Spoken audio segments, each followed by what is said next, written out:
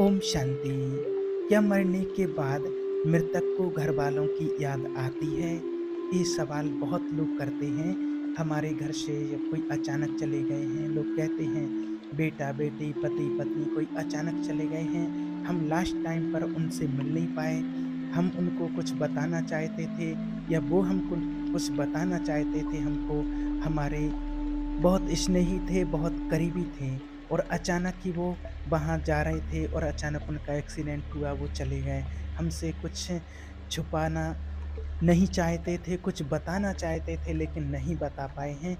तो ऐसी जब स्थिति होती है कि कोई अचानक ही चला जाता है कहीं और नहीं मिल पाता है, या फिर कोई घर में होता है और घर में होते हुए भी वो बोलने की कोशिश कर रहे थे, लेकिन वो बोल नहीं पा रहे थे, या अचानक किसी को अटैक आया या कुछ हुआ कि वो सामने वाले से कोई 2 शब्द भी नहीं बोल पाए हैं और अचानक उसकी मृत्यु हो गई है।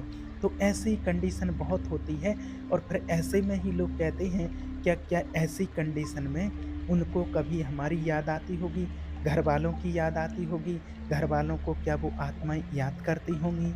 तो देखिए, यहाँ से जाने के बाद जब कोई आत्मा यहाँ से चली जाती है तो कोई आत्माएँ होती हैं कि वो परिवार की चिंता करती भी हैं और उनको याददाश्त भी रहती है और वो चिंता कुछ करती हैं कुछ हद तक, कुछ आत्माएँ, और कुछ आत्माएँ नहीं भी करती हैं। क्यों करती हैं और क्यों नहीं करती हैं, दोनों चीज़ें आपको बता देते हैं।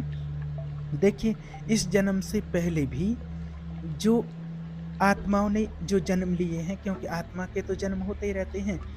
आत्मा की तो कभी मृत्यु नहीं होती है, मृत्यु होती है शरीर की।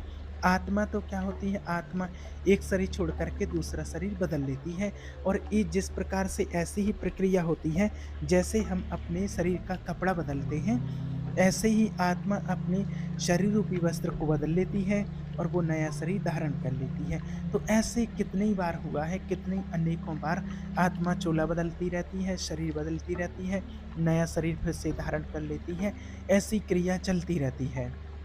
तो जब बहुत सारे जन्म को जब आत्मा भोग चुकी है, तो उसे पहले तो मालूम नहीं होता है, लेकिन जब शरीर से निकल के जाती है आत्मा, तो उसको ये एहसास हो जाता है कि बहुत सारे जन्म ले लिए हैं और इस तरीके से कितनी बार ये सृष्टि पर जन्म लिए हैं, इस तरह से कितनी प्रकार इस फैमिली में आए हैं, नई-नई फैमिली में आए हैं, नए-नए परिवार बनाए हैं और कितने ही परिवार ऐसे पहले भी बना चुके हैं और आगे भी बनाने हैं, कितने ही परिवार बना चुकी हूँ।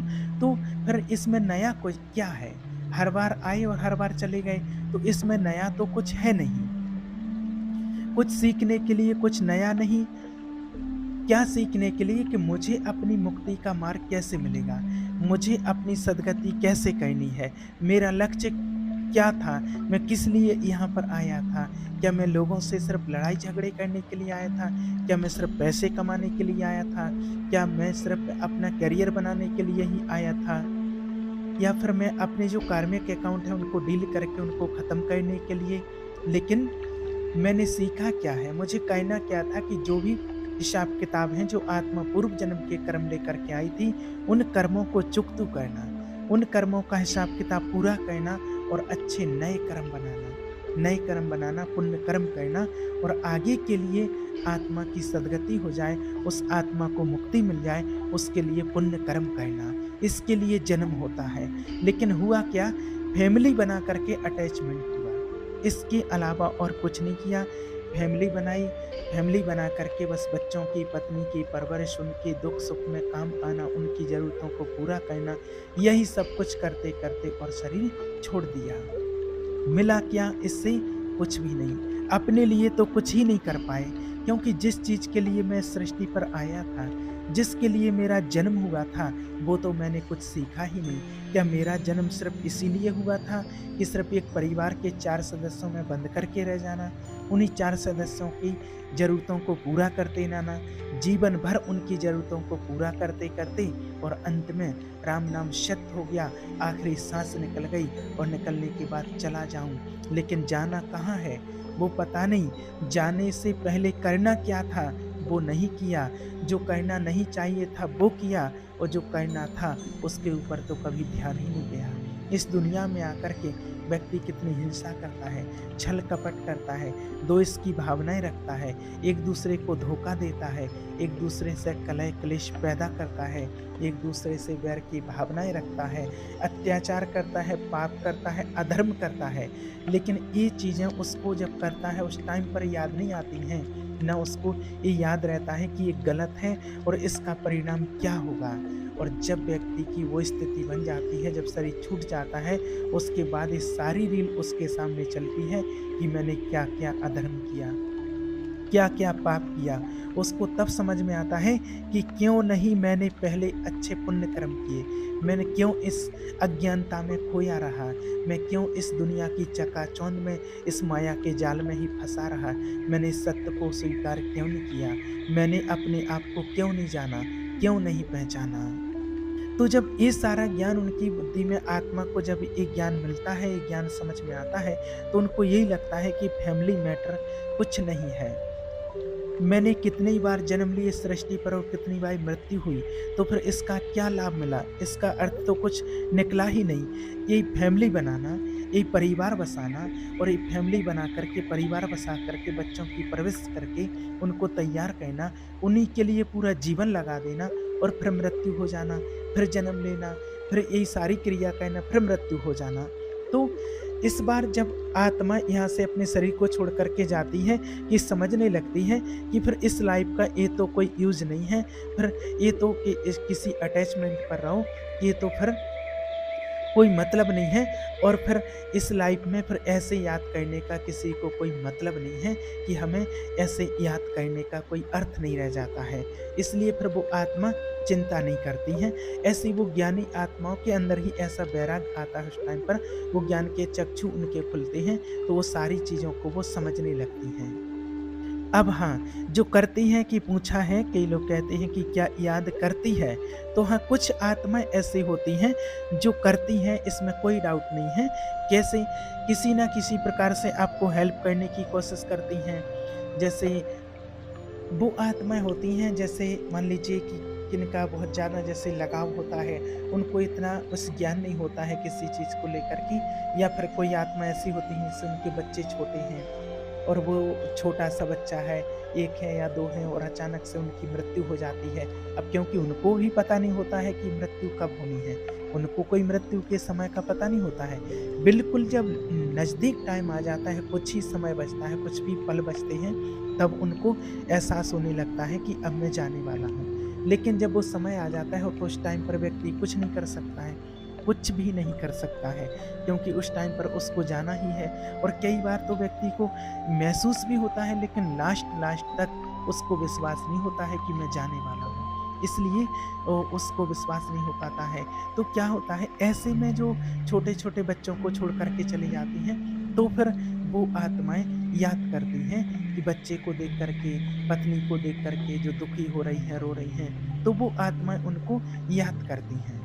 कई लोग कहते हैं, जैसे किसी के सपने में आते हैं तो लोग कहते हैं कि शायद उनकी मुक्ति नहीं हुई है, और बहुत तरह-तरह से लोग उनको कहीं ज्योतिषी, कहीं किसी से पूछते हैं, कहीं किसी से पूछते हैं, तो उनको इसी तरह की लोग बातें भी करते हैं कि वो आपके सपने में आए हैं, आपको दिख रहे हैं, तो वो ज़रूर फिर आत्मा भटक रही है, उस आत्मा को मुक्ति नहीं मिली है, वो आत्मा भी कहाँ होगी? फिर उसके लिए बहुत सारे प्रयत्न करते रहते हैं, और वो बताएँगे कि ऐसे अनुष्ठान कराओ, ये करो, वो करो, और उसके लिए बहुत सारा पैसा भी ठग लेते हैं कितने लोग। कितने लोगों ने ऐसा बताया है। एक बहन थी, उन्होंने बताया है कि उनके हस्बैंड की डेथ हो गई है अचानक एक्सीडेंट में, और उन्होंने अपने किसी गुरु होंगे, कोई होंगे, उनसे पूछा होगा, ज्योतिषी जो भी हों, कि मेरे पति की ऐसे-ऐसे डेथ हो गई है।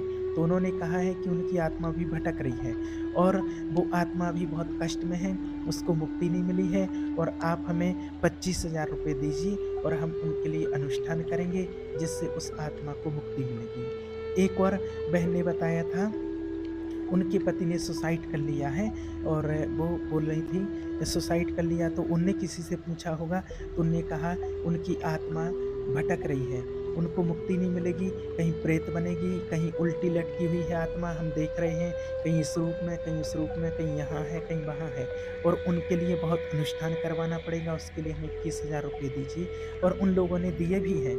तो देखिए, ऐसा करने से कुछ नहीं होता है। जब आत्मा यहाँ से चली गई है, आप उसके लिए कितना भी अनुष्ठान करवाते रहो, उसको कुछ नहीं मिलता है। हाँ, अगर आप शांति से बैठ कर के और उस आत्मा को शांति का दान देते हैं, भगवान का ध्यान करते हैं, नाम जप करते हुए उस आत्मा को शांति का दान देते हैं, तो वो शांति उस आत्मा तक पहुँचती है, जो वास्तविक उस आत्मा को ज़रूरत होती है। बाकी आप यहाँ कुछ भी करवाते रहो, उस आत्मा तक वो नहीं पहुँचता है। बस आप इसलिए सच्चे मन से और इस प्रकार से अगर कोई बोलता है कि उसको मुक्ति नहीं मिली है, तो आपको बता दें कि हर आत्मा को मुक्ति मिलती है। मुक्ति हर आत्मा को मिलती है, बस मोक्ष नहीं। आप इस दुविधा में ना रहें कि मोक्ष मिल जाए, मोक्ष नहीं मिलता है। मुक्ति हर किसी को मिलती है, उनका पुनर्जन्म फिर हो जाता है। जैसे ही आत्मा शरीर छोड़ती है, बस सोचते अकाल मृत्यु जो कहते हैं, एक शब्द और आपको बता दें कि अकाल मृत्यु कुछ नहीं होती है। लोग ये समझते हैं कि कम उम्र में मौत हो गई है तो ये अकाल मृत्यु है। नहीं, उनकी मृत्यु का समय इतना ही था, चाहे वो 10 साल, 5 साल, 20 साल जितने में भी मृत्यु हुई है, तो आप ये ना समझें कि उनकी अकाल मृत्यु हुई है। नहीं, उनकी कोई अकाल मृत्यु नहीं हुई है, उनका समय इतना ही था। आपके साथ में इतना ही समय होता है, क्योंकि जब जन्म होता है तभी लिखा जाता है उनके कर्मों के ही अनुसार कि आपको कितना समय किस आत्मा के साथ रहना है, पति-पत्नी के साथ कितने समय रहना है, आपको बच्चों के साथ, माता-पिता के साथ, वो सारा टाइम फिक्स होता है और फिर उसी के हिसाब से जितना समय आपको मिला हुआ है, वो समय पूरा होने पर उस आत्मा की मृत्यु यानी कि शरीर की मौत हो जाती है, आत्मा शरीर को छोड़ कर के चली जाती है, फिर वो अगली जगह जाती है और वो दूसरे चोले में प्रवेश कर जाती है, गर्भ में प्रवेश कर जाती है। इसलिए आप परेशान ना हों कि उसको मुक्ति नहीं मिली है, उस आत्मा को मुक्ति मिलती है। अब होता क्या है कि जैसे कई लोग ये भी कहते हैं कि हमारे सपनों में आते हैं, क्या वो हमें याद करते हैं? तो देखिए हाँ, होता यही है कि वो आपको याद करते हैं, लेकिन मेन चीज़ क्या होता है, मेन उसका कारण कि जो आपके सपनों में आते हैं, तो सपनों में तो लोग वो ही आते हैं, जैसा आप उनको याद करते रहते हैं। दिन भर आप उन चौबीसों घंटे उनके बारे में सोचते रहते हैं और उनको सोच-सोच कर के, उनको याद कर के आप दुखी होते रहते हैं और रोते रहते हैं। तो रो-रो कर के जो आप आँसू बहाते रहते हैं, तो उस आत्मा को कष्ट होता है। जो आप आँसू बहा रहे हैं, वो आँसू उस आत्मा तक पहुँचते हैं और उस आत्मा को बहुत दुःख होता है, उस आत्मा को पीड़ा होती है और आप जो सोच रहे हैं उनके बारे में, फिर जब आप सोएँगे रात में, तो वैसे ही फिर आपको सपने आएँगे और इन्हीं सपनों को लेकर के कई लोग बहुत दुखी रहते हैं कि शायद उनको मुक्ति नहीं मिली है, शायद वो परेशान हैं और इसी के लिए खुद भी परेशान रहते हैं और उनको भी परेशान करते रहते हैं। बस आपसे यही गलती होती है, इसलिए वो सपने में आते हैं या उनको वो आपको याद भी करते हैं, उनको भी दुःख की फीलिंग होती है कि आप यहाँ से उनको नेगेटिव एनर्जी भेज रहे हैं, नेगेटिव उनको वाइब्रेशन भेज रहे हैं। आप रो रहे हैं, आप दुखी हैं और वो आपका एक-एक वाइब्रेशन उस आत्मा तक पहुँचता है और उस आत्मा तक पहुँचता है तो वो आत्मा भी दुखी होती है और उस दुःख को उसको भी सहन करना पड़ता है। तो इसलिए आपसे यही बोलते हैं, बार-बार बोला है कि देखिए, कभी भी आपको उस आत्मा को रो कर के याद नहीं करना है। जो चला गया है आपके घर से, चाहे बेटा हो, बेटी हो, पति हो, पत्नी हो, कोई भी हो, अगर आपकी गलती से गया है तो उसके लिए आप पश्चाताप कीजिए, माफ़ी माँगिए, भगवान से माफ़ी माँगिए, उस आत्मा से माफ़ी माँगिए और आप दुखी ना हों। बस दुखी होकर के उस आत्मा को देखिए, पहले ही उसको दुःख दे चुके हैं, अब और दुःख ना दें। अब आप उसको शांति का दान दें और उसको प्यार से, प्रेम से याद करें।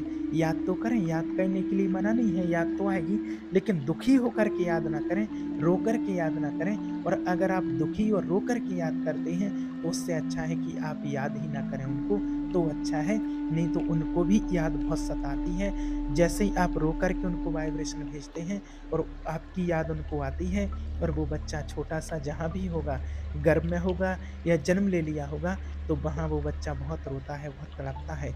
आपने देखा होगा कई बार छोटे-छोटे बच्चे अभी सो रहे हैं या किसी के हाथ में है, गोदी में बढ़िया खेल रहा है और अचानक से उसको कुछ होने लग जाता है कि वो इतना रोता है कि वो किसी के पास नहीं रहता है। अब लोग कहते क्या हो गया? तो हुआ कुछ नहीं है, बस वो पुरानी जहाँ पहले की सोल है जहाँ से आई है, उस परिवार के लोग वहाँ से उसको नेगेटिव एनर्जी भेज रहे हैं और वो यहाँ इस आत्मा तक आ रही है और वो आत्मा परेशान हो रही है। और वो आत्मा याद करती है परिवार को जब तक कि वहाँ जहाँ उसने जन्म लिया है, जहाँ अगली जगह उसने जन्म लिया है, जब तक वहाँ के लोगों को वो पहचानना शुरू नहीं कर देती है, तब तक उसको पूर्व का परिवार याद रहता है। वो उनको याद करते रहते हैं और अगर जो पूर्व का परिवार, पहले का परिवार है, आपके घर से जैसे कोई गया है और आप उसको जितना जैसे याद करेंगे, अगर दुःख में याद करेंगे दुखी होकर के, तो वो आत्मा दुखी होगी। अगर आप खुश होकर के, सुखी रह कर के उसको याद करेंगे कि भगवान से दुआ करेंगे उस आत्मा की शांति के लिए, उसके लिए पॉजिटिव वाइब्रेशन देंगे कि उन्होंने उस आत्मा ने हमारे पिताजी, माताजी, भाई, बंधु, बेटा-बेटी जो भी थे, हमारे लिए बहुत कुछ किया है और अच्छा करके गए हैं। भगवान उनकी आत्मा को शांति देना, उनकी आत्मा का जन्म अच्छी जगह हो, जहाँ अच्छा परिवार हो, अच्छी परवरिश करने वाले उनको लोग मिलें। ऐसे जब पॉजिटिव एनर्जी देते हैं, तो वो आत्मा बहुत खुश होती है। इसलिए वो आत्मा याद करती है आपको, जैसे ही आप उसको वाइब्रेशन देते हैं, वैसे ही आपकी याद उस तक पहुँचती है और फिर वो आत्मा भी, कोई-कोई आत्माएँ बहुत चिंता करने लगती हैं, इसलिए आप उनको दुःख ना दें, दुःख ना पहुँचाएँ, उस आत्मा को दुखी ना करें, क्योंकि जब वो शरीर छोड़ कर के जाती है, तो अचानक से जब कोई परिवार में ऐसा कुछ हो जाता है, तो पहले ही वो दुखी तो रहती ही है और फिर जब और आप उसको दुःख की वाइब्रेशन भेजते हैं, तो वो और दुःख उसको मिलता रहता है। इसलिए कोशिश कीजिए, उनकी न्यू जर्नी पर हैं, कोई यात्रा पर गए हैं और जब कोई हमारे घर से बाहर जाता है, तो उसको हम किसी प्रकार की कोई टेंशन नहीं देते हैं। इसलिए वो आत्मा भी अपनी न्यू जर्नी पर है, उसको अपनी अब न्यू जर्नी का आनंद लेने दीजिए, उसको चैन से रहने दीजिए और अगर आप यहाँ रो रहे हैं, तो उस आत्मा को चैन नहीं मिलेगा, उस आत्मा को शांति नहीं मिलेगी, तो आपका कर्तव्य क्या बनता है? जो आपके परिवार को छोड़ कर के गए हैं, आपके परिवार को सब कुछ करके गए हैं, अपना सब कुछ छोड़ कर के चले गए हैं, अपना जो भी उनका कमाया हुआ था, मेहनत करके आप लोगों को बड़ा किया, परवरिश की, सब कुछ किया और जब वो अगली जगह गए हैं, तो क्या आपका कर्तव्य बनता है कि वो वहाँ दुखी रहें, वो वहाँ रोते रहें? क्या आपका ये कर्तव्य बनता है? नहीं ना। अगर आप चाहते हैं कि वो सुखी रहें, तो बस आप सुखी रहना और आप खुश रहना सीख जाइए और वो सुखी रहेंगे और वो हमेशा खुश रहेंगे। आप ये ना सोचिए कि मैं रोऊँगी तो उनको मुझे देख कर के तरस दया आएगी। ये आपकी सोच बहुत गलत होती है, ऐसा आपको नहीं सोचना चाहिए। आपके दुःख का पता है कि घर से जब कोई चला जाता है तो दुःख तो होता ही है, हर किसी को होता है, आपको ही नहीं। लेकिन आप विचार कीजिए, आपके दुखी रहने से, आपके रोने से क्या वो आत्मा वापस आएगी? कभी नहीं। ये हर किसी को पता है कि वो जो हो गया, सो हो गया, वो लौट के आने वाला नहीं है। लेकिन उसके बावजूद भी व्यक्ति सत्य को स्वीकार नहीं करते हैं और बस दुखी होकर के उन आत्माओं को ही दुःख पहुँचाते रहते हैं। तो आपसे यही निवेदन है, यही प्रार्थना है कि अगर कोई प्रियजन आपके घर से, परिवार से गया है, मृत्यु हो गई है, तो उसको आप दुःख वाली वाइब्रेशन ना भेजें, नहीं तो उस आत्मा को अति दुःख होता है और वैसे ही वाइब्रेशन से वो आपको याद करते हैं। इस बात का हमेशा ध्यान रखें। ओम शांति।